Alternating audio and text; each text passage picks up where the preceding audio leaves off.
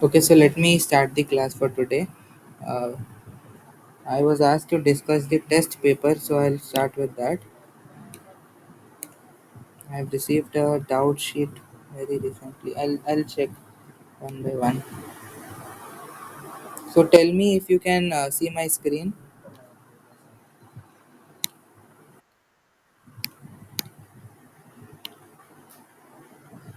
Hello, is my screen okay? Fine.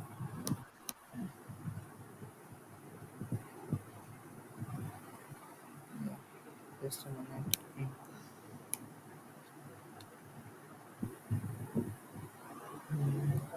This was your test sheet, right? I have just a part of it. There were five more questions, I guess. I do not have that, but. Hmm. So this is the doubt PDF. You can point out which question you want me to discuss. Hello? Should I do this PDF or if okay, let me do this PDF questions. In case you have any extra questions, we can discuss that as well. Alright. So starting with this numerical type question, the standard reduction potential of copper 2 plus and copper. Okay, so I think the question paper was, although it was said that it is from redox reactions, there were several questions which were not from redox reactions.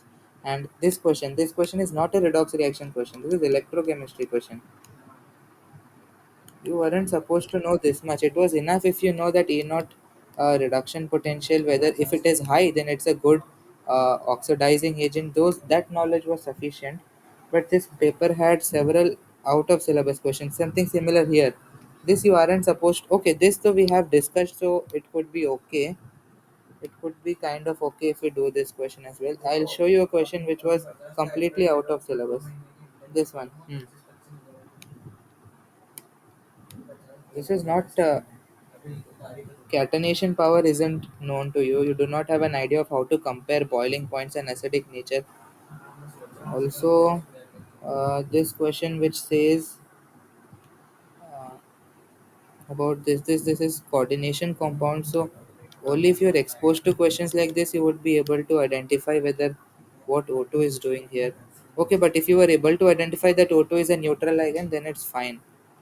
Uh, There was another question which said number of d electrons. You have not yet studied atomic structure to answer that question. If you know atomic structure, then it's fine. But if you have done that question wrong, don't feel bad for it because it was not a part of syllabus. Okay, so let me start with the first question.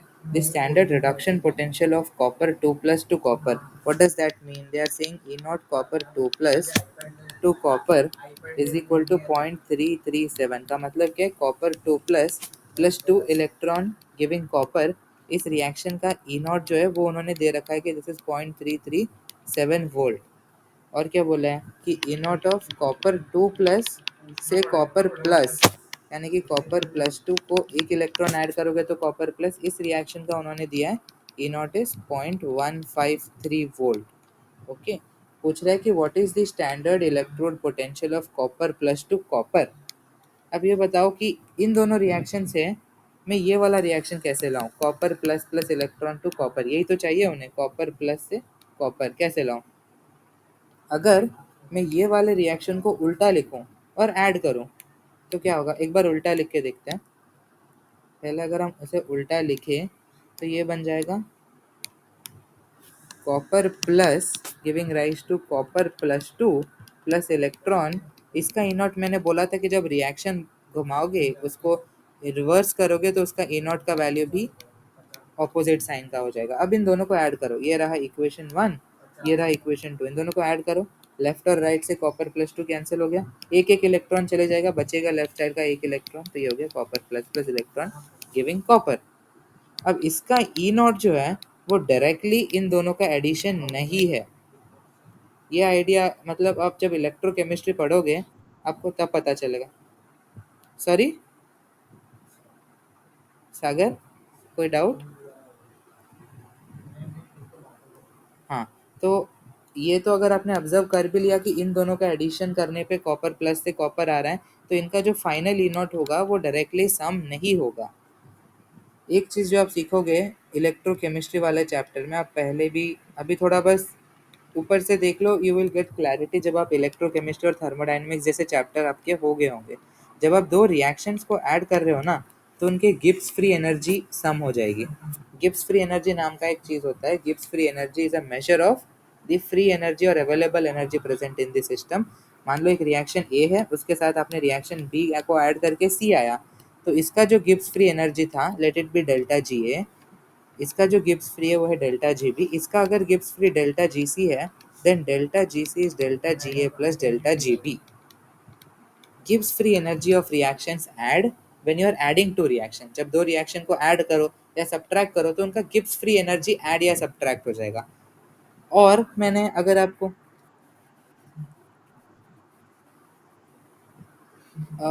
वैसे नहीं, Gibbs free energies, वो जो आप absorb और release बोल रहे हो ना, वो डेल्टा एच होता है, एंथैल्पी।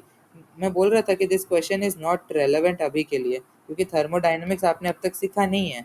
फिजिक्स में शायद आया हो, मुझे आइडिया नहीं है। नहीं आया ना, अभी तक नहीं। तो बस ऐसे क्या करो अभी के लिए, आप बस थोड़ा थोड़ा जान लो। It is not very relevant अभी। स्किप कर दो ये क्वेश्चन, क्योंकि 10 में से कोई भी 5 ही करना था ना। 10 न्यूमेरिकल में से सिर्फ, हाँ, तो ये सवाल छोड़ने वाला सवाल था। अभी बस सुन लो, क्योंकि for the sake of completion, but जान लो कि हाँ ऐसा कुछ होता है, तो जब आप जब वो वाला चैप्टर आएगा तो आपको एकदम नया नहीं लगेगा। ऐसा होता है कि गिब्स फ्री एनर्जी जो है, it is the available energy in the system, और इसका नोशन डेल्टा एच होता है, एंथैल्पी। हम बोलते हैं कि अगर डेल्टा एच नेगेटिव है, इसका मतलब एनर्जी रिलीज हो रही है। डेल्टा एच पॉजिटिव है, तो वो एंडोथर्मिक एनर्जी एब्जॉर्ब कर रहा है। डेल्टा जी जो होता है वो एक अलग ही है, और डेल्टा जी बहुत इंपॉर्टेंट है किसी भी रिएक्शन की। अगर आपको याद होगा, तो मैंने कहा था कि अगर ई नॉट नेगेटिव है, तो वो रिएक्शन फीजिबल है। ऐसा क्यों होता है? क्योंकि डेल्टा जी और ई नॉट रिलेटेड होते हैं। कैसे? उनका एक इक्वेशन है, डेल्टा जी नॉट, सॉरी। और नॉट का मतलब पता है क्या है? नॉट का मतलब स्टैंडर्ड, तो वो एक स्पेसिफिक टेम्परेचर और प्रेशर और कॉन्सेंट्रेशन, तो हाँ, कॉन्सेंट्रेशन स्पेसिफिक कुछ स्पेसिफिक कंडीशंस के अंदर का अगर आप ले रहे हो, तो वो नॉट से उसे इंडिकेट करते हैं। मैं कह रहा था कि अगर ई नॉट नेगेटिव हो, तो डेल्टा जी नॉट एक फॉर्मूला है, delta G naught is minus n F E naught. ऐसा होता है कि अगर ए नॉट नेगेटिव हुआ, तो ये वाला टर्म पॉजिटिव हो गया। तो अगर एनर्जी पॉजिटिव है, तो हम बोलते हैं कि दिस रिएक्शन इज फीजिबल, या अगर आपने कभी ये वर्ड सुना होगा, स्पॉन्टेनियस। रिएक्शन इज स्पॉन्टेनियस अगर डेल्टा जी नॉट पॉजिटिव है। इसलिए मैं हमेशा कहते आ रहा था कि ई नॉट, सॉरी गलत कहा ना मैंने, ऑपोजिट कह रहा हूँ मैं, सब कुछ उल्टा कर रहा हूँ। E naught is positive, that means delta G naught is negative। अगर delta G naught नेगेटिव है, तो हम कहते हैं रिएक्शन इज फिजिबल। बस इतना याद रखो कि अगर ई नॉट पॉजिटिव है, तो डेल्टा जी नॉट नेगेटिव है, इसलिए मेरा रिएक्शन फिजिबल है, स्पॉन्टेनियस है। अगर ई नॉट पॉजिटिव होता, सॉरी ई नॉट नेगेटिव होता, तो मेरा delta G naught minus n F E naught होता पॉजिटिव। और क्योंकि डेल्टा जी नॉट पॉजिटिव है, रिएक्शन इज नॉन स्पॉन्टेनियस। और डेल्टा जी होता क्या है, अगर आपको फॉर्मूला के हिसाब से बताऊं, तो कुछ इस तरह का होता है। Delta H is enthalpy, delta S is entropy. Entropy में अभी बहुत सारा हो जा रहा है, सो स्किप इट फॉर नाउ। बस इतना देखो कि डेल्टा जी, जब दो रिएक्शन को आप ऐड कर रहे हो, तो उनके डेल्टा जी ऐड होंगे। ये सब मैं हटा रहा हूँ यहाँ से। अब बस इतना याद रखो, when I will add two reactions, उनके डेल्टा जी ऐड होंगे। Delta G some notion of energy, किसी तो आइडिया एनर्जी का। It is not the energy which is released और एब्जॉर्ब्ड, वो नहीं है जो आप कह रहे थे। It is not the energy which is released और एब्जॉर्ब्ड, ये एक अलग है। It is the free energy, ये एक फ्री एनर्जी का नोशन है। तो काइंड ऑफ अभी ऐसा देखो कि delta G A plus delta G B हमारा डेल्टा जी सी हो रहा है। और ये जो सवाल था हमारा नीचे, यहाँ पर कॉपर प्लस टू कॉपर बनना और कॉपर का कॉपर प्लस बनना, इन दोनों को रिएक्शन को अगर मैं ऐड किया, तो मुझे कॉपर प्लस से, मैं राइटिंग रहा, हाँ, ऐसा करूँ तो मुझे ये वाला रिएक्शन आ रहा था। इसका ई नॉट दिया था +0.337। इसका ई नॉट, क्योंकि हमने रिएक्शन को रिवर्स किया, तो ये हो गया -0.153। और इसका ई नॉट हमें ढूंढना था, तो हम क्या करेंगे, डेल्टा जी को ऐड करेंगे पहले रिएक्शन का। ये जो पहला रिएक्शन है उसका डेल्टा जी वन, दूसरे का delta G two is equal to हमारे फाइनल का डेल्टा जी थ्री। अब मैं बोलूँगा -NFE1 naught plus minus NF(E2) is equal to मेरा फाइनल NF(E3)। तो यहाँ पर n कितना है, n क्या होता है, मैंने आपको n बताया। f जो होता है ना delta G equal to minus NF(E) में f होता है फैराडे कांस्टेंट, 96,500 कूलम्स होता है उसका value. Faraday constant f is 96,500 Coulomb's, और n होता है number of electrons which is involved in the reaction. Okay, और E होता है हमारा इलेक्ट्रोड पोटेंशियल। नहीं नहीं नहीं, ये न्यू टॉपिक अभी ठीक है, बस हाँ। अच्छा अच्छा, तो मैं रुको, मैं बस इतना याद रखो।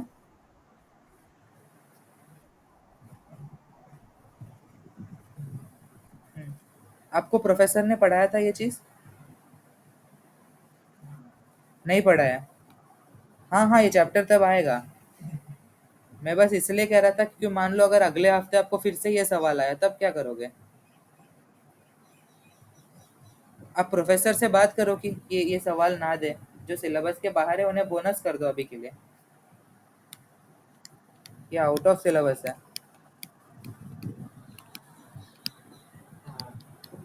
क्या चीज? एनसी?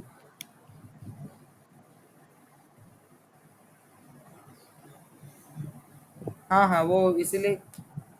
हाँ हाँ, लेकिन ये नहीं है, ये उस चैप्टर में नहीं है। आपको बस ई नॉट के थोड़ा सा आइडिया होना चाहिए था कि अगर ई नॉट ज्यादा है तो रिएक्शन अच्छा है। ये चीज़ नहीं आएगा कि अगर दो रिएक्शन को सम किया तो क्या होना चाहिए क्या नहीं होना चाहिए, ये सब नहीं आना चाहिए अभी तो सवाल के लिए। अगर मैं आपको डायरेक्टली फॉर्मूला के रूप में बोल दूं, तो आप बस दोनों रिएक्शन को N × E1 कर दो। आप डायरेक्टली E1 + E2 मत करना, N × E1 करना। बस ट्रिक टाइप का है कि अगर फाइनल एग्जाम में ऐसा आ रहा है तो क्या करना है आपको।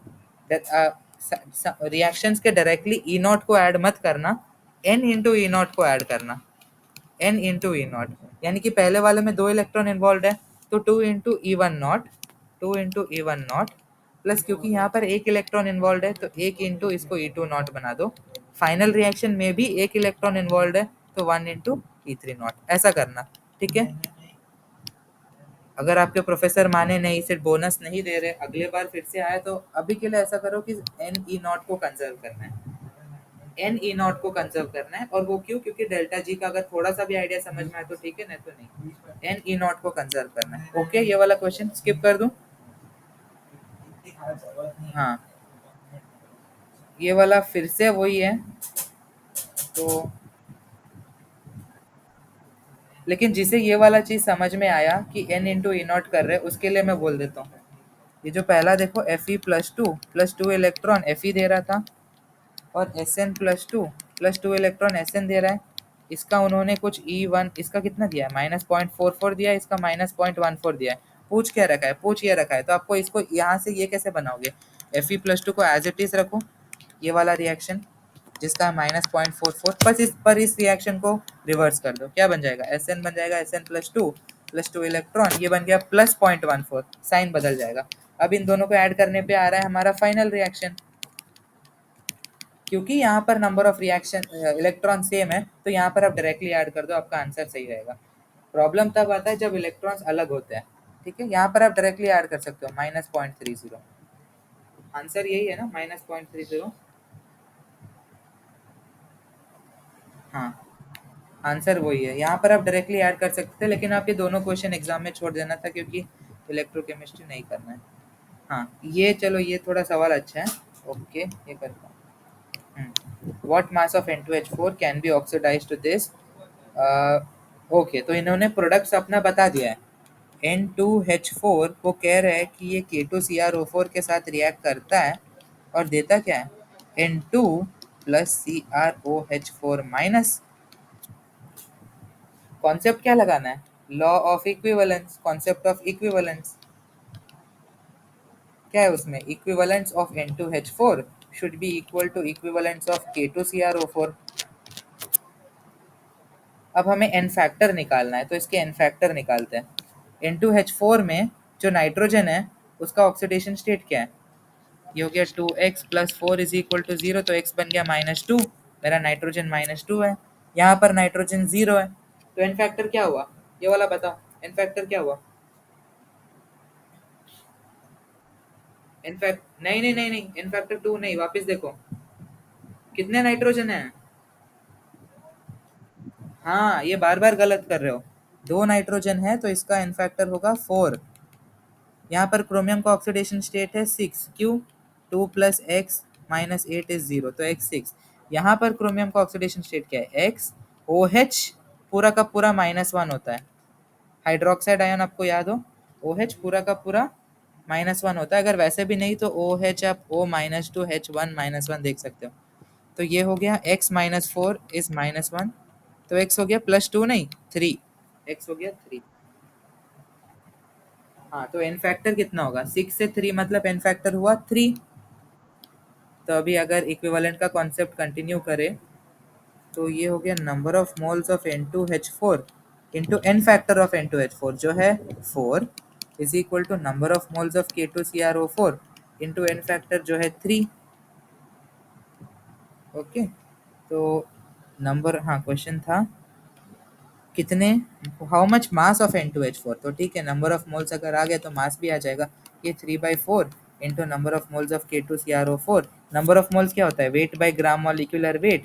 वेट क्या है दिया रखा उन्होंने 24, ग्राम मॉलिक्यूलर वेट इसका होता है 39 इंटू 278, प्लस क्रोमियम का बोल दिया 52, 16 4 64। इसका जो भी आ रहा है मैं कैलकुलेशन नहीं कर रहा हूँ, आप इसे इधर डालोगे और इसका आंसर नंबर ऑफ मोल्स अभी आपके पास आ गया। आपको देना है मास, मास क्या होगा? Number of moles of N2H4 into molecular mass of N2H4। ये 14 टू 28 प्लस 4 32। तो यहाँ से जो भी आंसर आ रहा है उसे इंटू 32 करके इसे करोगे। तो मैं देख रहा था इसका 2.969 के आसपास आ रहा था, पर जेई मेंस में और जेई एडवांस में देखना, जेई एडवांस में ऐसा होता है कि आपको अप टू 2 डेसिमल प्लेसेस तक लिखना होता है। तो अगर आप 2.96 लिखो या राउंड ऑफ करके 2.97 लिखो, दोनों ही सही होंगे। ठीक है, नहीं नहीं नहीं, हाँ ये एग्जैक्ट आंसर है, एग्जैक्ट है 2.969। लेकिन आप अगर एग्जाम में 2.96 लिख के आओ या राउंड ऑफ करके 2.97 लिखो, दोनों में सही आएगा। ये दोनों सही है। ठीक है, कि आंसर क्या दिया है? सिर्फ 2.96 अगर दिया है तो गलत है। अच्छा, ऐसा दिया है। आपका ओएमआर नहीं था क्या? हेलो। अच्छा, आप ओएमआर में अच्छा ओके ओके, ऑनलाइन होता है ना, पेन पेपर। एग्जाम में तो ऐसा, अच्छा अच्छा ठीक है ठीक है। ये 3 डिजिट तक जनरली नहीं पूछा जाता है जेई में, या तो 2 डिजिट पूछते हैं या फिर पूछते हैं कि डायरेक्ट इंटीजर में लिखो। आप 2 डिजिट तक लिखना, प्रैक्टिस करना 2 डिजिट तक निकाल पा रहे हो कि नहीं। तो इसका ये दोनों आंसर सही है। ठीक है, अब मैं नेक्स्ट क्वेश्चन पे जाता हूँ। How many electrons and protons are present in the balanced half reaction NO2 minus NO। Balance करके देखते हैं। NO2 माइनस NO दे रहा है, इसमें नाइट्रोजन जो है +2 पे, लेकिन इसमें नाइट्रोजन वो +3 पे है। तो आपको एक इलेक्ट्रॉन ऐड करना पड़ेगा, ये सब मैं हटा रहा हूँ, इसको एक इलेक्ट्रॉन ऐड करना पड़ेगा ताकि बैलेंस हो जाए। नाइट्रोजन जो है वो +3 में है, वो एक इलेक्ट्रॉन लेगा तो नाइट्रोजन +2 आ गया। लेकिन अभी आपको दोनों तरफ क्या बैलेंस करना है? चार्ज बैलेंस करना पड़ेगा। लेफ्ट साइड पे कितने चार्ज है? यहाँ पर -2 इलेक्ट्रॉन्स है, यहाँ पर कोई चार्ज नहीं है, तो आपको बैलेंस करने के लिए 2H+ ऐड करना पड़ेगा। अब वाटर को, सॉरी, अब हाइड्रोजन बैलेंस करते हैं, लेफ्ट साइड 2 है तो राइट साइड एक H2O डाल दो, खत्म। सेम मेथड, पहले चार्ज बैलेंस, फिर नहीं, पहले एन फैक्टर मेथड। यहाँ पर एन फैक्टर काम नहीं करेगा क्योंकि एक ही कंपाउंड है। हाफ सेल बोला है, हाफ सेल में चलता है खाली रिडक्शन या खाली ऑक्सीडेशन चलता है। ओके, और तब इलेक्ट्रॉन्स का इन्वॉल्वमेंट रहता है। हाफ रिएक्शंस में हमेशा इलेक्ट्रॉन्स का इन्वॉल्वमेंट रहेगा। तो पहले इलेक्ट्रॉन्स डाल दो कि कितने इलेक्ट्रॉन्स होना है, फिर रिएक्शन को बैलेंस करो, सॉरी चार्ज बैलेंस करो। चार्ज बैलेंस के बाद किसे करना है? वाटर को बैलेंस। वो इसीलिए क्योंकि नाइट्रोजन जो है वो +3 पे है। देखो आप, हम जो कहते हैं कॉपर और जिंक का टोटल रिएक्शन क्या होता है? Zinc plus copper +2 gives rise to Zn+2 plus copper. ये तो होता है टोटल रिएक्शन। जब आप हाफ रिएक्शन देखो तो Zn gives rise to Zn+2 +2 electron. ये क्या है? ऑक्सीडेशन। हाफ सेल रिएक्शंस में आपको इलेक्ट्रॉन से आपको ऑक्सीडेशन स्टेट्स को बैलेंस करना होता है। हाफ सेल रिएक्शंस में आपको ऑक्सीडेशन स्टेट से इलेक्ट्रॉन को बैलेंस करना होता है। यहाँ पर एन फैक्टर मेथड काम नहीं करेगा क्योंकि दो, यहाँ तो दो कंपाउंड है तो यहाँ काम कर गया, यहाँ पर एक ही कंपाउंड है, इसलिए आप इलेक्ट्रॉन्स ऐड करोगे। वैसे ही कॉपर +2 के लिए भी कॉपर +2 इलेक्ट्रॉन कॉपर। अब जब आप इन दोनों को मिला रहे हो तो आप कहते हो कि यहाँ पर 2 ऑक्सीडेशन स्टेट चेंज है, यहाँ पर 2 ऑक्सीडेशन स्टेट चेंज है, इसलिए दोनों का एन फैक्टर 2 है। ऐसा अभी तक हमने जो भी रिएक्शन करे हैं आप उसे दो सेपरेट हाफ सेल रिएक्शन में तोड़ के कंबाइन कर सकते हो। जैसे मैं आपको अगर दिखाऊं, MnO4 माइनस को आप आयरन +2 के साथ रिएक्ट करने पे क्या होता है? Iron +3 plus Mn+2। हम क्या करा करते थे? बोलते थे कि इसका एन फैक्टर 1 है, इसका एन फैक्टर 5 है, तो इसे 5 से मल्टीप्लाई कर दो। इसे समझने का एक और तरीका ये है कि हाफ सेल रिएक्शन लिखो एक MnO4 माइनस का। जब ये रिड्यूस हो रहा है तो ये 5 इलेक्ट्रॉन खा के Mn+2 को जाएगा। Fe+2 का क्या काम है? वो ऑक्सीडाइज होगा तो एक इलेक्ट्रॉन लीव करके लूज करके यहाँ पर आएगा। अब बैलेंस करने के लिए हम इसे इंटू 5 कर देंगे और 5 इलेक्ट्रॉन कैंसिल कर दिए, इसीलिए MnO4 minus plus 5 Fe was giving rise to 5 Fe+3 plus Mn+2। तो ये इसे देखने का एक और तरीका है। ओके, या तो एन फैक्टर बैलेंस करना या फिर ऐसा करना, दोनों एक ही है। Is this clear? और जब इसे बैलेंस कर लिया है तो इस रिएक्शन में इलेक्ट्रॉन्स कितने? एक ही इलेक्ट्रॉन है तो 1 इलेक्ट्रॉन। और प्रोटॉन्स कितना है? H+ को प्रोटॉन ये लोग क्यों कह रहे हैं? वो इसीलिए, वो मतलब केमिकली अगर आप देखो तो H+ को प्रोटॉन कहना सही होगा। टेक्निकली तो ऐसा कोई टेक्निकलिटी है ही नहीं, साइकोलॉजिकली है सब कुछ। H+ में होता क्या है? एक न्यूक्लियस है, लेकिन न्यूक्लियस H क्या होता है? कोई भी एटम, उसमें एक न्यूक्लियस होगा और उसके चारों बाजू इलेक्ट्रॉन होंगे। हाइड्रोजन में जो न्यूक्लियस है उसका एक ही प्रोटॉन है और कुछ नहीं है, और उसके सराउंडिंग में एक इलेक्ट्रॉन है। अगेन एटॉमिक स्ट्रक्चर आपने सीखा नहीं है, लेकिन आपको ये होना चाहिए कि H+ को प्रोटॉन कहा जाता है। This is very common. आपने एसिड बेस जब सीखा होगा तो हम कहते हैं कि ल्यूइस एसिड इज अ, नहीं, कौन सा, Brønsted acid. Brønsted acid is a proton donor, तो प्रोटॉन कहते हैं। H+ को प्रोटॉन की तरह उसे सिग्निफाई करते हैं। प्रोटॉन इसे इसलिए कहा जाता है क्योंकि जब H+ का मतलब क्या है? एक इलेक्ट्रॉन का लूज करना, तो बचा क्या? एक न्यूक्लियस जिसके अंदर सिर्फ और सिर्फ एक प्रोटॉन है, इसलिए इसे सिर्फ प्रोटॉन कहा जाता है। कितने प्रोटॉन है यहाँ पर? 2, तो इसका आंसर है 1,2। Okay,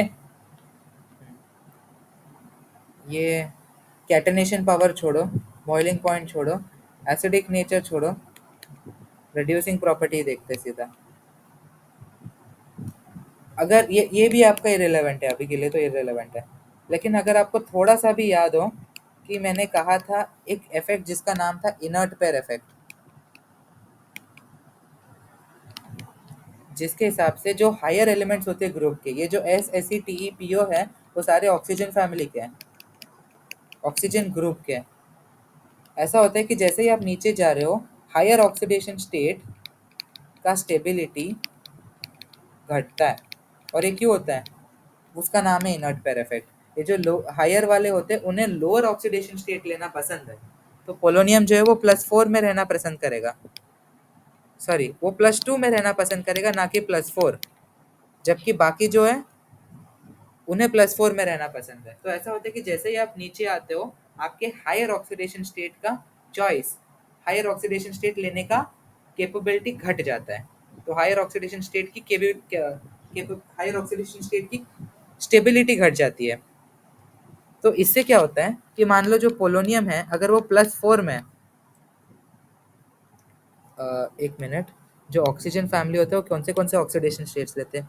carbon, nitrogen, boron, carbon, nitrogen, oxygen, fluorine. तो कार्बन जो होता है वो 2,4 लेता है, नाइट्रोजन 3,5 लेते हैं, नाइट्रोजन का जो फैमिली इन जनरल, ऑक्सीजन 4,6 लेता है। तो ऑक्सीजन यहाँ पर होता है मेनली +4 और +6 जो है, जो हाई नीचे वाले ग्रुप्स होते हैं उन्हें +4 लेना पसंद है, हायर ऑक्सीडेशन स्टेट लेना पसंद नहीं है। तो अगर आपका पोलोनियम +6 में है तो वो ना खुश है क्योंकि उसको हायर ऑक्सीडेशन स्टेट दे दिया हो, तो वो क्या करेगा, +4 में आने की कोशिश करेगा, मतलब उसकी +4 में आने की चांसेस ज्यादा है। पोलोनियम +6 क्योंकि स्टेबल नहीं है, तो उसका +4 में आने का चांसेस ज्यादा है। मतलब जैसे ही आप ग्रुप के नीचे जा रहे हो, आपका +6 का स्टेबिलिटी घट रहा है, मतलब आप +6 से +4 को आने की स्टेबिलिटी आपकी नहीं, +6 से +4 वाला जो रिएक्शन है उसकी टेंडेंसी बढ़ रही है। ये यहाँ तक क्लियर है? इनर्ट पर इफेक्ट के हिसाब से जो लोअर वाला, जो हायर एलिमेंट्स होते हैं ग्रुप के, उनको लोअर ऑक्सीडेशन स्टेट लेना पसंद है। इसका मतलब आप जैसे ही ग्रुप के नीचे जा रहे हो, जैसे ही आप ग्रुप के नीचे जा रहे हो, आपके हायर ऑक्सीडेशन स्टेट की टेंडेंसी घटती है। मतलब अगर इन केस उसकी हायर ऑक्सीडेशन स्टेट कहीं पाई जा रही है, तो वो अपने आप को जल्दी से लोअर ऑक्सीडेशन स्टेट में कन्वर्ट कर लेगा। यानी कि ये जो रिएक्शन है, वो रिएक्शन की टेंडेंसी जैसे ही आप ग्रुप के नीचे जा रहे हो बढ़ रही है। ओके, अगर ये क्या है, ये तो रिडक्शन है, ये रिडक्शन है। तो अगर जैसे ग्रुप के नीचे जा रहे हो, हायर ऑक्सीडेशन स्टेट की रेड्यूसिंग पावर बढ़ रही है, तो उसकी ऑक्सीडाइजिंग पावर, उसकी ऑक्सीडाइजिंग पावर उसकी ऑक्सीडाइजिंग पावर घटेगी, मतलब वो दूसरे सब्सटेंस को ऑक्सीडाइज नहीं, रुको, उसकी रेड्यूसिंग पावर घट रही है। Just a minute. पोलोनियम +6 अपने आप को रिड्यूस कर, अपने आप को अच्छे से रिड्यूस कर लेगा, मतलब वो दूसरे सब्सटेंस को अच्छे से ऑक्सीडाइज कर लेगा। तो अगर पूछा जा रहा है कि ऑक्सीडाइजिंग एजेंट कौन सा स्ट्रॉन्ग है, तब क्या कहोगे, पोलोनियम O6 सबसे स्ट्रॉन्ग है, देन TeO6, देन SeO6, ऐसा कुछ। नो नो नो, POO3 क्या लिख रहा हूँ मैं, ऑक्सीजन -2 होता है। हाँ, ऑक्सीडाइजिंग एजेंट की अगर बात चल रही है, क्योंकि पोलोनियम +6 को अपने आप को रिड्यूस करना इजी है, तो वो दूसरे को अच्छे से ऑक्सीडाइज करेगा। ओके, ये है ऑक्सीडाइजिंग पावर। तो ये सवाल में क्या था, reducing property SO3 SeO2 TeO2 POO। Complete करो, क्या था ये, तो टेलीरियम +4 है, सेलेनियम +4 है, सल्फर प्लस POO2 पोलोनियम +4। ये क्वेश्चन अजीब नहीं, इनकरेक्ट पूछ रहा है। रिड्यूसिंग प्रॉपर्टी SO3 SeO2 और कितना नीचे जाएगा, +4 +6 में कंपेयर कर सकते हो, इसे हाई होना चाहिए। SO3 का रिड्यूसिंग हाई होना चाहिए क्योंकि +6 में है वो, वही तो +4 पे आ सकता है। ये ऑर्डर, अच्छा ये क्वेश्चन थोड़ा ज्यादा ही ऑब्वियस था, अगर आपने थर्ड ऑप्शन देख लिया होता तो आप सीधा उसे टिक मारते। क्यों, क्योंकि सल्फर जो है वो +6 पे है और बाकी सारे +4 पे है, तो ऑब्वियसली जो हायर ऑक्सीडेशन स्टेट पे है वही तो अपने आप को घटा पाएगा। ओके, तो ऐसे ऑर्डर ऐसा होगा कि SO3 सबसे ऊपर होगा। इन तीनों के बीच में आपको कंपेयर करना पड़ेगा, जो अभी के लिए तो नहीं है, लेकिन ये चीज आप कर सकते हो। अगर अगले बार एग्जाम में आया, पूछा ऑक्सीडाइजिंग एजेंट कौन सा स्ट्रॉन्ग है, PaO3 TeO3 और SeO3, आप इनर्ट पेयर इफेक्ट का लॉजिक लगाओगे। ठीक है, फिर से ये डी इलेक्ट्रॉन्स वाला जो है, टाइम क्या हो रहा है, 5:40। Complex ion which has no D electrons in the central metal atom. Atomic structure, अगर अगेन अगर आपने ये क्वेश्चन नहीं किया है तो don't feel bad about it, लेकिन क्योंकि एटॉमिक स्ट्रक्चर चालू हो गया, तो जिन जिन लोगों का चालू हो गया वो लोग सुनो। इस चैप्टर में आप इलेक्ट्रॉनिक कॉन्फ़िगरेशन तो सीखे होंगे, नहीं पहुंचे हो तो आप एक काम करो, आप इसे स्किप कर दो, लेकिन जिनका इलेक्ट्रॉनिक कॉन्फ़िगरेशन कुछ लोग जो पहुंच चुके हैं उनके लिए मैं क्विकली बोल देता हूँ। हाँ, MnO4 माइनस में मैंगनीज का ऑक्सीडेशन स्टेट क्या है, +7। अब मैंगनीज का एटॉमिक नंबर क्या है, स्कैंडियम टाइटेनियम बैंडियम क्रोमियम मैंगनीज 25। इसका इलेक्ट्रॉनिक कॉन्फ़िगरेशन होता है 4s2 3d5। Is this fine? नहीं तो आप लिख के देख लो, उसका एनसीईआरटी में एनसीईआरटी में एटॉमिक स्ट्रक्चर में पेजेस घुमा के देखो, आपको ये दिखेगा। ओके, इसका जो लास्ट के होता है वो होता है 4s2 3d5। ऐसा होता है कि जब आप मैंगनीज को किसी लोअर ऑक्सीडेशन, जब भी आप ऐसे वाले कंपाउंड्स देखते हो ना, उसमें रीअरेंजमेंट होता है। जब भी मैंगनीज को, जब भी कोई भी डी ट्रांजिशन एलिमेंट, आपको ये पता है कि जिस जो पीरियोडिक टेबल का बीच वाला हिस्सा होता है उसे ट्रांजिशन एलिमेंट कहा जाता है। एक्सेप्ट क्रिप्टन मतलब आपने पढ़ लिया, हाँ, जिंक कैडमियम मर्क्यूरी, इन्हें ट्रांजिशन मेटल नहीं कहते, इन्हें कुछ और ही नाम होता है। ओके, अभी अभी के लिए नहीं करते, नेक्स्ट चैप्टर का काम है वो। 4s2 3d5, इनका जो होता है जब भी वो कंबाइंड फॉर्म में होते हैं तो एक तरह का रिकॉम्बिनेशन होता है। वो ये होता है कि जो एस इलेक्ट्रॉन जो होते हैं ना दो, वो दोनों आके 3D में बैठ जाते हैं क्योंकि उनका एनर्जी गैप बहुत कम है। तो ये ऐसा होता है कि 3D7 बन जाता है। ओके, अब ये 3D7 दिखता कैसे है, जिन्होंने एटॉमिक स्ट्रक्चर पढ़ा है उनको पता होगा। 3D5 ऐसा दिखता है, 1 2 3 4 5, 7 ऐसा दिखता होगा।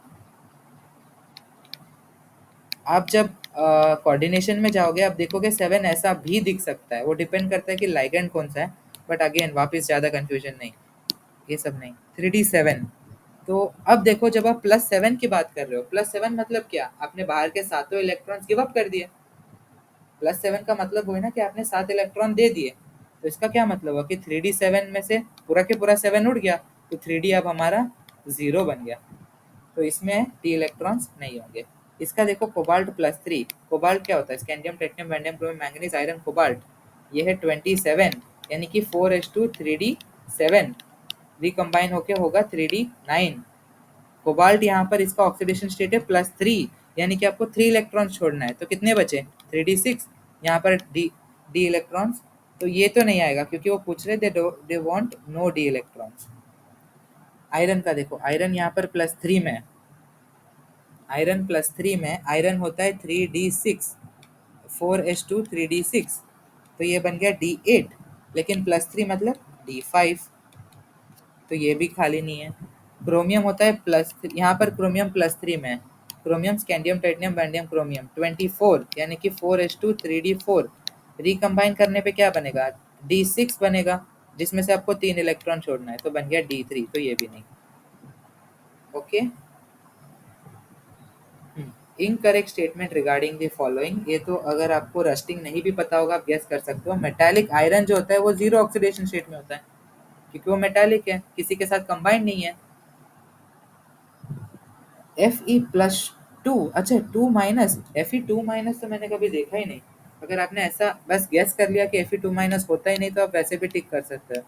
हाँ, जब आप कोऑर्डिनेशन कंपाउंड में जाएंगे तो आप Fe-2 के आयंस कभी नहीं देखोगे, लेकिन ऑक्सीडेशन स्टेट हो सकता है Fe-2।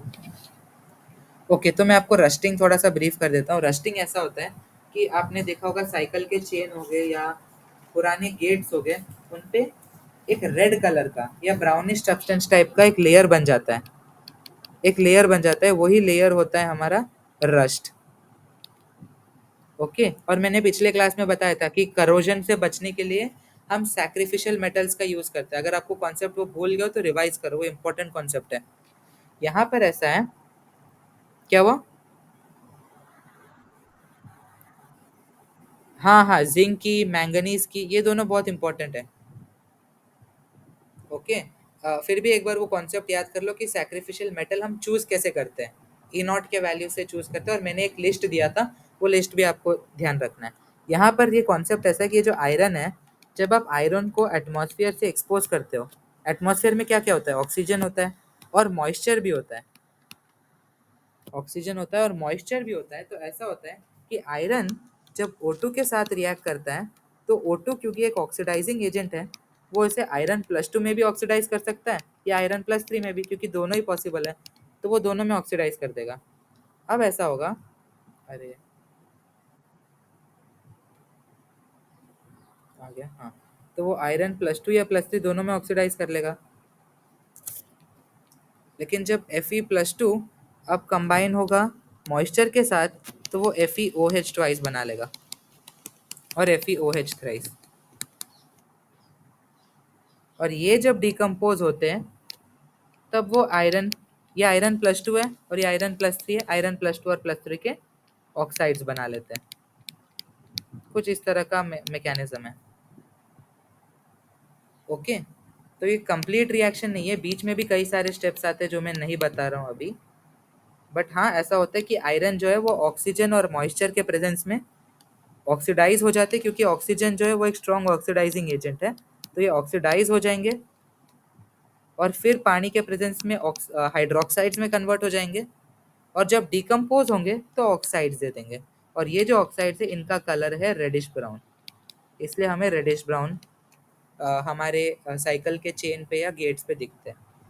तो आयरन जो है वो ऑक्सीडाइज हो रहा था, क्यों? क्योंकि ऑक्सीजन जो है वो एक ऑक्सीडाइजिंग एजेंट है, तो वो रिड्यूस तो नहीं हो सकता। तो यही है आंसर। ओके। और इसमें और कोई ऑप्शन में डाउट? येलोइश ब्राउन और रेडिश ब्राउन, ये कुछ भी चलेगा, फाइन है। हाँ। और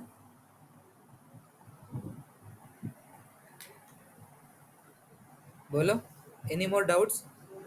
ये क्वेश्चन क्लियर है रस्टिंग वाला? ठीक है, ठीक है, ओके। हाँ, तो ये वाला तो शीट हो गया है। मैं ये खोल के, आप बताओ इसमें, बिकॉज इसके अलावा आज कुछ, अच्छा 29 30 भी है। हाँ, अगर आप पूछोगे तो आई एक्सप्लेन 29 और 30 भी, ये दोनों करना है। ये तो नहीं कर रहे हम, इसे मैं, इसे आप पूछो सर को, सर बोनस देंगे तो अच्छा है। तो नहीं है सिलेबस में अभी। 29 करना है। ठीक है। What weight of nitrate ion calculated as HNO3 is needed to convert 5 gram of iodine into iodic acid? बताओ कौन सा कॉन्सेप्ट लगाना है। हम्म?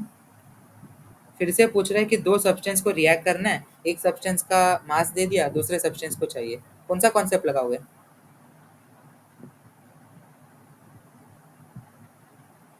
बोलो। ई नॉट, यहाँ पर ई नॉट क्यों चाहिए? आपको दो रिएक्शंस, आपको एक रिएक्शन दिया है, बोला है कि ये सब्सटेंस इससे रिएक्ट कर रहा है, एक सब्सटेंस का तो मास तक दे दिया, कौन सा कॉन्सेप्ट लगाओगे? दो सब्सटेंस रिएक्ट कर रहे हैं, आपको एक का मास पता है, दूसरे का मास ढूंढना है, कौन सा कॉन्सेप्ट?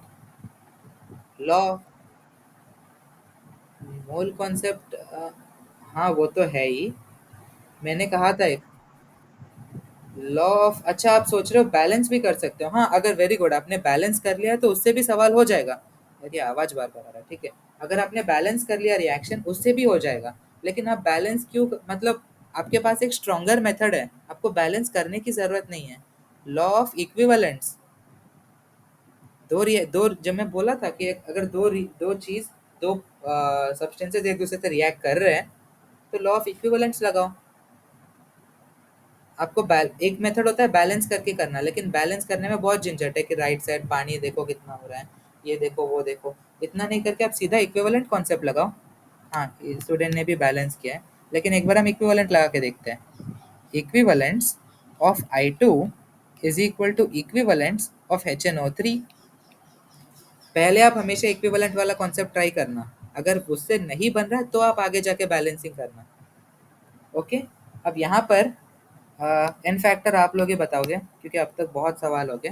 I2 यहाँ तो जीरो है, यहाँ पर ऑक्सीडेशन स्टेट क्या है आई का? HiO3, ये हो गया 1 प्लस एक्स माइनस 6 इज 0, तो यहाँ पर है +5। तो एन फैक्टर क्या हुआ इसका? 10, वेरी गुड, यहाँ पर होगा 10, क्योंकि दो आयोडीन है। यहाँ पर NO3 माइनस, ये हो गया, ये हो गया नाइट्रोजन +5, ये हो गया नाइट्रोजन +4, इसका तो एन फैक्टर है 1। तो इक्विवेलेंट्स ऑफ I2 क्या होता है? Number of moles of I2 into n factor जो है 10 is equal to number of moles of HNO3 into n factor जो है 1। मैं कुछ गलत कर रहा हूँ? नहीं, सही है। तो number of moles of I2, क्या पूछा क्या है? दे रखा है ये, what weight of nitrate ion calculated is required to convert 5 grams of I2। Okay, तो हमें number of moles of HNO3 चाहिए, तो number of moles of HNO3 is number of moles of I2 into 10। I2 के कितने मोल हुए? 5 grams bye iodine का मास किसी को पता है? फ्लोरीन का होता है, ओके, क्लोरीन 35, ब्रोमीन 80, तो आयोडीन शायद से 127, कंफर्म करो कोई, 127 ही है। देना तो चाहिए इन्हें value. Iodine molar mass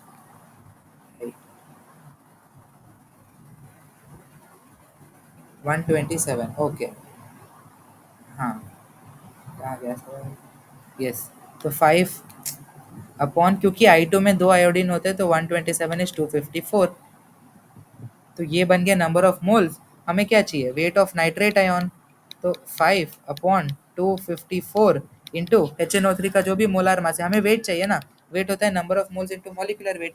HNO3 का क्या हुआ? 1, नाइट्रोजन हो गया 14, ऑक्सीजन 16 3 48, तो ये हो गया 8 12 13 4 5 6, तो बन गया इंटू 63।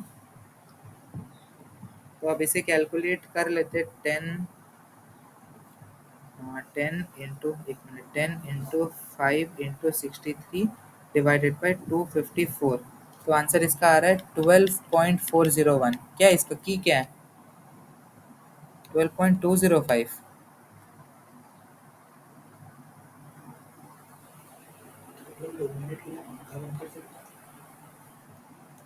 नंबर ऑफ, एक बार कंफर्म करते हैं। Number of moles of HNO3।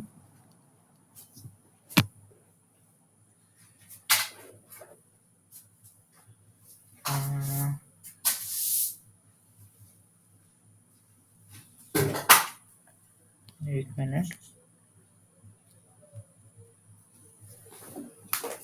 यहाँ पर भी यही किया है कि 254 ग्राम्स अगर 10 इंटू 62 है, तो 5 ग्राम्स कितना है? 5 इंटू 60 620 नहीं 630 लेना है। Calculated as HNO। अच्छा अच्छा, यहाँ पर ये पूछा है, it is asked to calculate weight of nitrate ion का वेट पूछा है जो HNO3 के अंदर प्रेजेंट है। अच्छा, क्वेश्चन एम्बिग्यूअस है। दे शुड हैव आस्क्ड कि नाइट्रेट आयन फिर कैलकुलेटेड एज HNO3 क्यों पूछ रहा है? ठीक है, कॉन्सेप्ट तो क्लियर है ना, किसे कैलकुलेट करना है। वो शायद एम्बिग्यूअस है कि आपको नाइट्रेट आयन का ही मास चाहिए या HNO3 का चाहिए। ओके, कॉन्सेप्ट तो क्लियर है ना कि क्या चल रहा है? कैसे लॉ ऑफ इक्विवेलेंट से क्विकली हो गया सवाल। हम्म। ठीक है। What weight of nitrate ion calculated as HNO3? अजीब है, कैलकुलेटेड एज HNO3 बोल के फिर NO3 माइनस का दे रहा है। ठीक है, और बताओ इस पेपर में और कोई क्वेश्चन? देखो NCERT पढ़ा करो, सवाल डायरेक्ट आता है। ये तो हमने डाउट सेशन में किया था। और ये क्वेश्चन हो गया आराम से, ये वाला। CuS plus dilute HNO3 balance reaction with correct product. हम्म।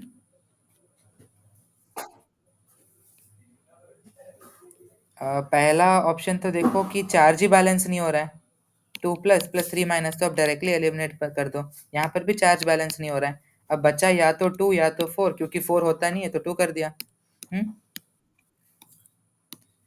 ठीक है, इसमें ऐसा देखो कि जो कॉपर सल्फेट है वो S-2 में है, और HNO3 जो होता है वो एक स्ट्रॉन्ग ऑक्सीडाइजिंग एजेंट होता है। डाइल्यूट थोड़ा कम स्ट्रॉन्ग है, बट हाँ, सल्फर -2 को ऑक्सीडाइज करके सल्फर 0 तक ले लिया, तो NO3 माइनस को भी रिड्यूस होना पड़ेगा, तो +5 से रिड्यूस होके +2 पे आ गया। अब बाकी चेक कर लो कि बैलेंस है या नहीं। लेकिन ऐसा होता है कि कुछ कंपाउंड, आप ये पूछ सकते हो कि NO तक ही क्यों आया, ऐसा क्यों नहीं कि N2O या NO2? वो भी तो कम ऑक्सीडेशन स्टेट वाले हैं। +5 से +2 क्यों जा रहा है, +1 क्यों जा रहा है, +4 क्यों जा रहा है?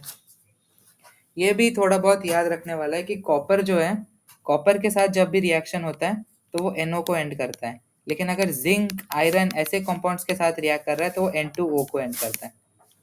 ये देख लो, डाइल्यूट HNO3 के साथ अगर कॉपर रिएक्ट कर रहा है तो NO, डाइल्यूट नहीं HNO3, कॉपर रिएक्ट कर रहा है तो NO, Zn या फिर आयरन रिएक्ट कर रहे हैं तो N2O को एंड करेगा।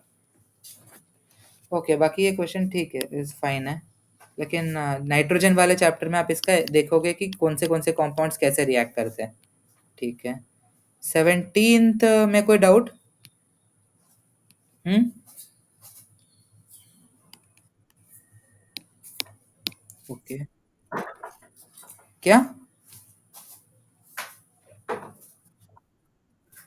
हाँ, तो ऑक्सीडेशन स्टेट ऑफ क्रोमियम क्योंकि यहाँ पर दोनों क्रोमियम सिमेट्रिकली प्रेजेंट है तो दोनों का एक ही ऑक्सीडेशन स्टेट होगा।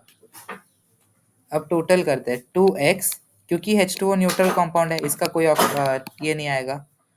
ये पेरोक्साइड है तो हर एक का -1 होगा, तो -2। ऑक्सीजन फिर से न्यूट्रल, तो ये हो गया 4, तो 2x बन गया 6, x होना चाहिए 3। आंसर ये नहीं 3, क्या दिया है 3। Among the bridging ligands, O2 is a neutral ligand. हाँ, and this is a bidentate negative ligand. Okay, since the net charge over the complex is +4, each chromium atom has 4. ये तो 8 -2 क्या कर रहे हैं, तो गलत है। नहीं नहीं, ये गलत है, इसका 17 का 1 होना चाहिए ना। Answer should be 1। Chromium +3, O2 उसने ही बोला है कि न्यूट्रल है। एक एक प्रॉब्लम हो सकता है कि कुछ, क्योंकि स्ट्रक्चर दे दिया है तो O2 न्यूट्रल है।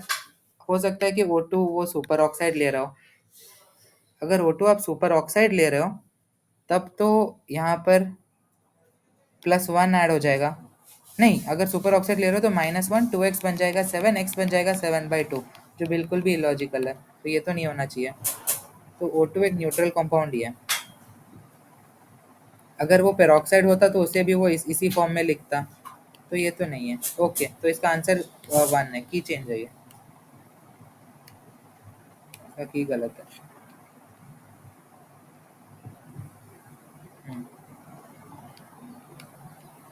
ओके, और बताओ इन दिस पेपर और कोई।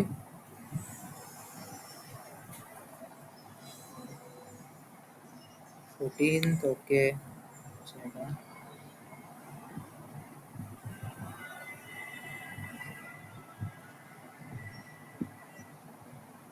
फर्स्ट वाला कर लिया सब लोगों ने।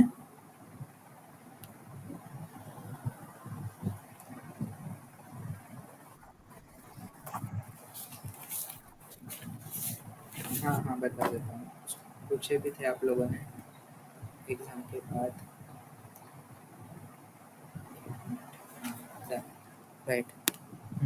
In order to oxidize a mixture of 1 mole of this and this, the total number of moles of KMnO4 required is। अगर ये सब नहीं दिया होता और पूछा होता कि सिर्फ FeC2O4 के साथ कितने number of moles of KMnO4 required है, क्या लगाते हैं, कौन सा लगाते हैं मेथड। पूछा होता कि 1 मोल FeC2O4 के साथ आपको कितने मोल्स ऑफ KMnO4 चाहिए रिएक्ट होने के लिए, कौन सा कॉन्सेप्ट लगाओगे, लॉ ऑफ इक्विवेलेंस ना। तो n फैक्टर, तो क्या क्या कॉन्सेप्ट होगा, equivalence of FeC2O4 is equivalence of KMnO4। Acidic medium में MnO4 माइनस Mn+2 को जाता है, तो इसका n फैक्टर तो 5 है, तो ये बन गया 5 into number of moles of KMnO4। इसका क्या होगा, ये होगा number of moles of FeC2O4, उन्होंने दे रखा है कि 1 है, into n factor of FeC2O4। वो कैसे निकाले, FeC2O4 ऑक्सीडाइज होगा, और यहाँ पर जो आयरन है ये तो 2 है, यहाँ पर जो आयरन है वो +2 ऑक्सीडेशन स्टेट में, और जो कार्बन है वो C2O4 2- के रूप में। ऑक्सलेट आयन, ये आपको पता होना चाहिए कि this is oxalate ion, C2O4 2-, carbon यहाँ पर +3 में। तो अब दोनों को कंप्लीटली ऑक्सीडाइज करो, आयरन अपने +3 में चले जाएगा, कार्बन अपना CO2 बन जाएगा। Fe+2 को Fe+3 बनने में कितने इलेक्ट्रॉन लीव करने पड़ेंगे, एक इलेक्ट्रॉन लीव करना पड़ेगा। इसे ये बनने में ये +4 है, 3 to 4 एक इलेक्ट्रॉन होता है, लेकिन 2 कार्बन है तो 2 इलेक्ट्रॉन लीव करना पड़ेगा। तो टोटल कितने इलेक्ट्रॉन लीव हो रहे हैं पूरे कंपाउंड के लिए, -3 इलेक्ट्रॉन। तो इसका n फैक्टर क्या हुआ 3। तो number of moles of KMnO4 हो गए 3/5। तो इस कंपाउंड के लिए कितने number of moles of KMnO4 चाहिए, 3/5। वैसे ही इसके लिए भी निकालो, बाकियों के लिए, और सबको ऐड कर दो। पूछ रहा है टोटल नंबर ना, तो सबके साथ रिएक्ट कर रहा है। दूसरे वाले का देखो, Fe2C2O4 थ्राइस, इसमें जो आयरन है वो +3 है, C2O4 -2 है, +3 -2। आयरन +3 ऑलरेडी +3 में, तो और ऑक्सीडाइज नहीं होगा, लेकिन C2O4 अपना CO2 बन जाएगा। कितने कार्बन है टोटल कंपाउंड में, 2 × 3 6 कार्बन है। हर कार्बन अगर CO2 में बना तो उसे 6 इलेक्ट्रॉन लीव करने पड़ेंगे। क्योंकि +3 से +4 बन रहा है। तो इसका एन फैक्टर हो गया 6। अब लगाओ law of equivalent, 6 × 1 is equal to 5 × n, तो ये हो गया 6/5। तो यहाँ से 6/5 KmNO4 आ रहा है। अब सेम इसके साथ करो, FeSO4, तो आयरन +2 में, SO4 2 माइनस में, सल्फर जो है वो +6 में, इससे ज़्यादा तो जा ही नहीं सकता। तो ये वाला पार्ट कुछ नहीं होगा, ये वाला Fe+3 में जाएगा। तो एन फैक्टर क्या हुआ इसका, सिर्फ एक ही एलिमेंट है जो हो रहा है 1। तो सेम लगाओ, 1 × 1 इज इक्वल टू 5 × n, तो n इज इक्वल टू 1/5। तो यहाँ से 1/5 आ रहा है। ये वाला देखो, इसमें आयरन +3 में, SO4 2 माइनस में, तो दोनों ही अपने हायर ऑक्सीडेशन स्टेट में, तो ये तो रिएक्ट नहीं करेगा। अब इन तीनों n को ऐड कर दो, 3/5 प्लस 1/5 प्लस 6/5 ऐड करोगे तो आएगा 2। ठीक है, क्लियर है, अभी क्लियर है। हम्म, और कोई? आज का बस इतना ही था, मतलब there is no more question. Physics, physics में क्या चल रहा है, काइनेमेटिक्स। मैथ्स में AMGM, ओके, प्रोग्रेशंस। और कोई क्वेश्चन इसमें?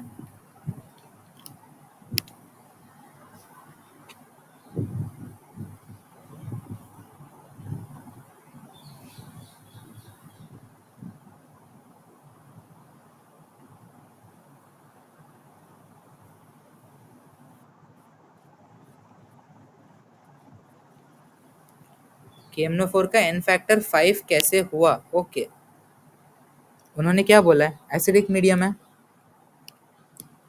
एसिडिक मीडियम में KMNO4 के साथ क्या होता है, याद करो। एसिडिक मीडियम में KMNO4 जो होता है, MnO4 माइनस, वो एसिडिक मीडियम में कन्वर्ट हो जाता है Mn+2 को। तो ये जो मैंगनीज पहले +7 में था, अब वो +2 में, तो इसका एन फैक्टर हो गया 5। एसिडिक मीडियम इसलिए ध्यान रखना, अगर उन्होंने कहा होता बेसिक मीडियम, तो हम इसे Mn+2 में नहीं, इसे MnO2 में कन्वर्ट करते हैं, तब इसका एन फैक्टर होता 3, क्योंकि Mn+4 है, 7 से 4 होगा 3। ओके।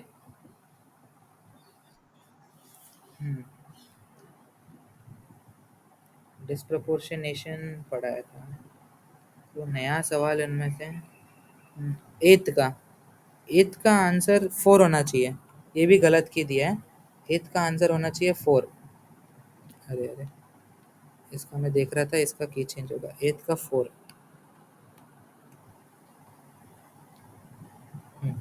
डज नॉट, ये था टेक्स्ट बुक में, हमारे हमारे डाउट सेशन में हमने किया था। डज नॉट अंडरगो डिस्प्रोपोर्शनेशन तब जब या तो वो रिड्यूस नहीं हो पा रहा है, या तो ऑक्सीडाइज नहीं हो पा रहा है। क्लोरीन अपने ऑलरेडी +7 में है, तो ये और ऑक्सीडाइज नहीं हो पाएगा, इससे ज़्यादा ऑक्सीडेशन स्टेट को वो नहीं जा पाएगा, इसलिए डिस्प्रोपोर्शनेशन नहीं दिखा सकता। ओके।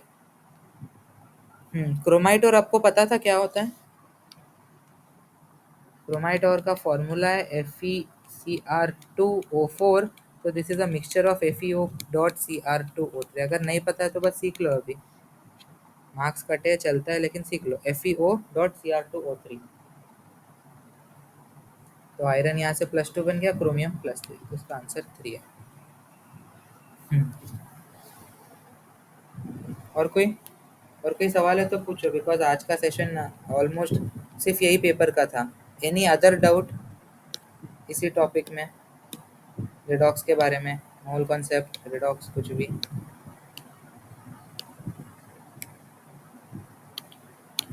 हम्म,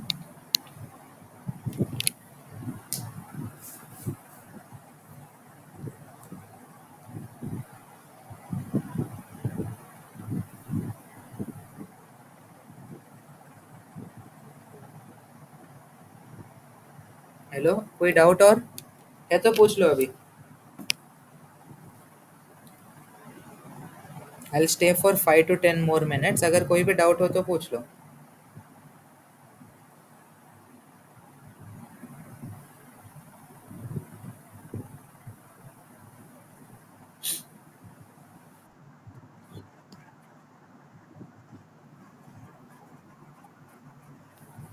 एन फैक्टर, ठीक है एक मिनट।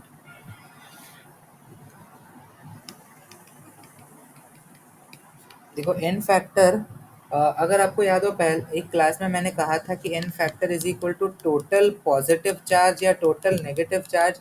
ये जो कॉन्सेप्ट है ना, तो ये ज़्यादा काम का नहीं है और उल्टा गलत आंसर देगा ये। एक रिएक्शन के अंदर अगर आप एन फैक्टर देख रहे हो तब तो ये बिल्कुल नहीं देखना। एन फैक्टर रिएक्शन पे डिपेंड करता है।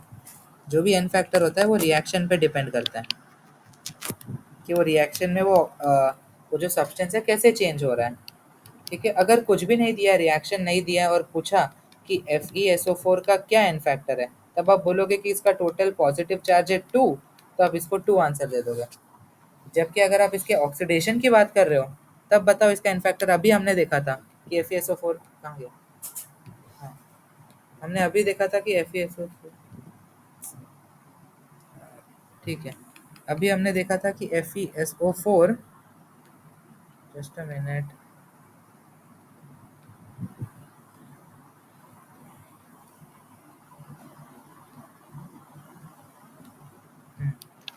FeSO4 अभी हमने देखा था जब वो ऑक्सीडाइज हो रहा है तो Fe+3 में चले जाता है, सल्फर तो हो नहीं पाता, इसलिए इसका एन फैक्टर हो गया 1। तो रिएक्शन पे डिपेंड करता है कई बार। ठीक है, तो एन फैक्टर आप बस रिएक्शन देख के निकालोगे और उसका इतना ही है कि आप उसके ऑक्सीडेशन स्टेट, अगर आपको ऑक्सीडेशन स्टेट निकालने आता है तो एन फैक्टर आसान है। मान लो आपको कोई स्पेसिफिक डाउट है तो आप पूछ सकते हो। MnO4 माइनस प्लस आयरन +2, तो MnO4 माइनस क्योंकि ऑक्सीडाइजिंग एजेंट है तो Fe+2 को +3 बना लिया और खुद रेड्यूस हो जाएगा। तो यहाँ पर मैंगनीज का क्या ऑक्सीडेशन स्टेट रहा, x माइनस 8 इज -1, तो x हो गया +7। यहाँ पर क्या है +2, +7 से +2 जाने को कितना इलेक्ट्रॉन खाना पड़ता है, 5 इलेक्ट्रॉन खाएगा। Fe+2 से Fe+3 एक इलेक्ट्रॉन छोड़ेगा। तो एन फैक्टर का जो बैलेंसिंग कॉन्सेप्ट है ना, वो कुछ ऐसा है कि आपको खाने वाले इलेक्ट्रॉन्स और रिलीज करने वाले इलेक्ट्रॉन्स को इक्वल करना है। ठीक है, तो क्योंकि ये 5 इलेक्ट्रॉन खा रहा है, ये एक इलेक्ट्रॉन लीव कर रहा है, तो आप इसे इंटू 5 कर दोगे ताकि दोनों कैंसिल हो जाए, तो इसे इंटू 5। इसीलिए ये होता है कॉन्सेप्ट कि माइनस और प्लस, ये माइनस और प्लस मैंने कैसे लिखे ये तो आप समझे ना। अगर ऑक्सीडाइज हो रहा है तो मैं माइनस लिख रहा हूँ, क्यों, क्योंकि वो इलेक्ट्रॉन्स रिलीज करेगा। ऑक्सीडेशन में इलेक्ट्रॉन रिलीज होते हैं, रेड्यूस में इलेक्ट्रॉन्स लिए जाते हैं, एब्जॉर्ब होते हैं। Okay,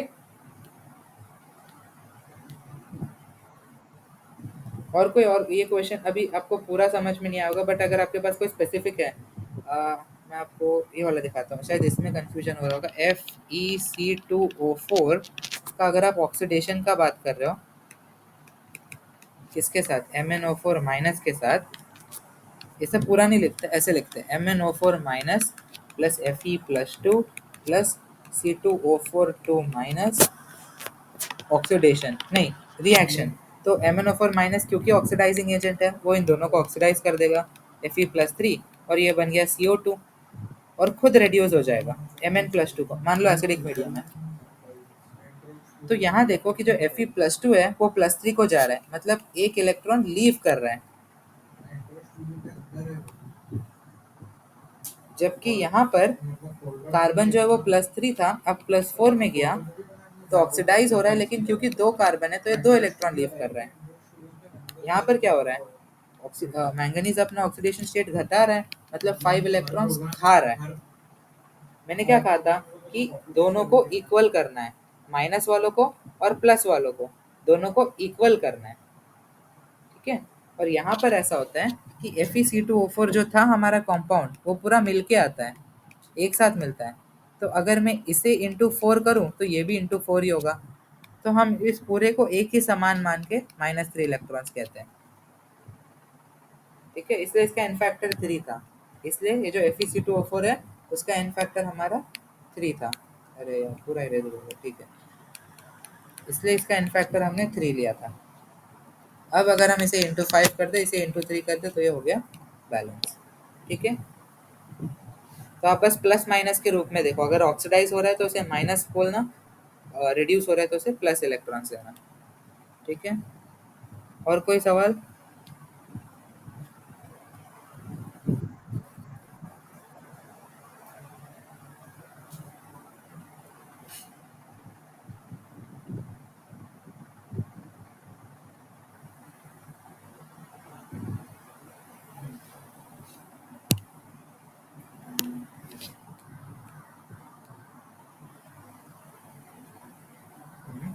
Oxygen is preposed is sorry is prepared by the catalytic decomposition of KClO3.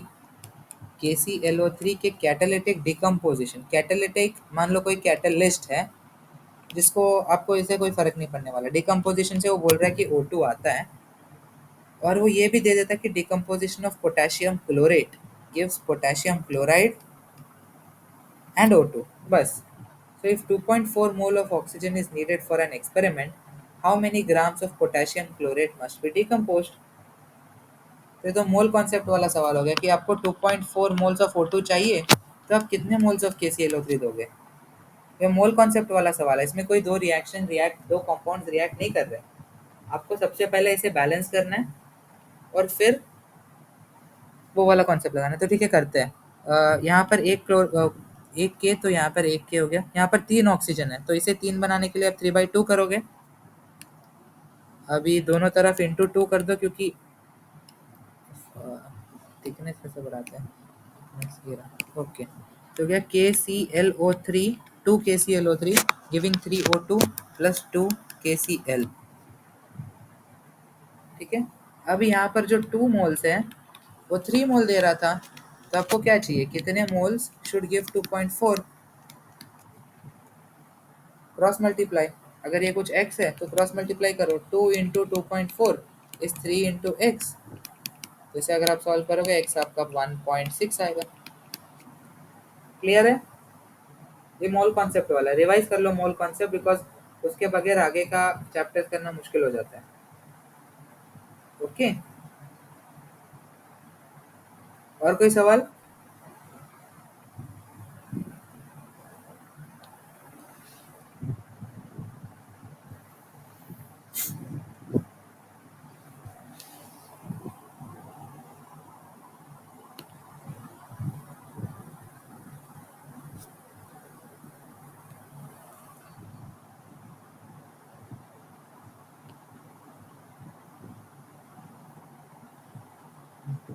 और कोई सवाल?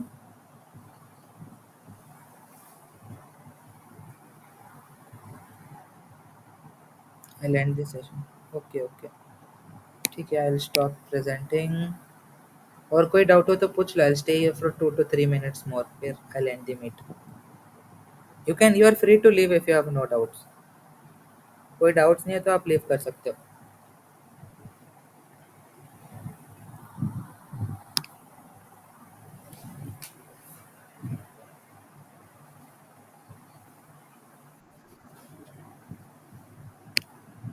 Yes, thank you.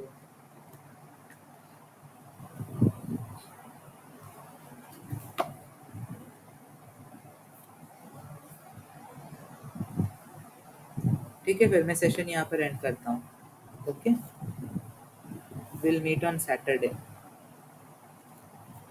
All right, bye.